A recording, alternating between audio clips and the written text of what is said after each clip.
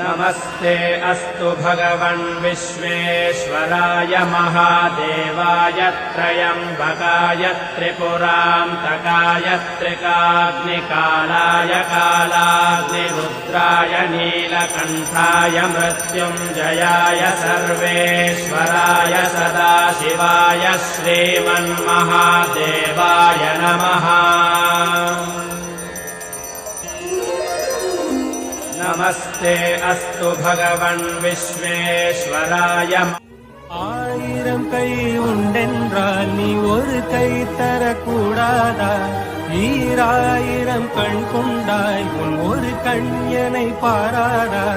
உன்னில் சரணடைந்தேன்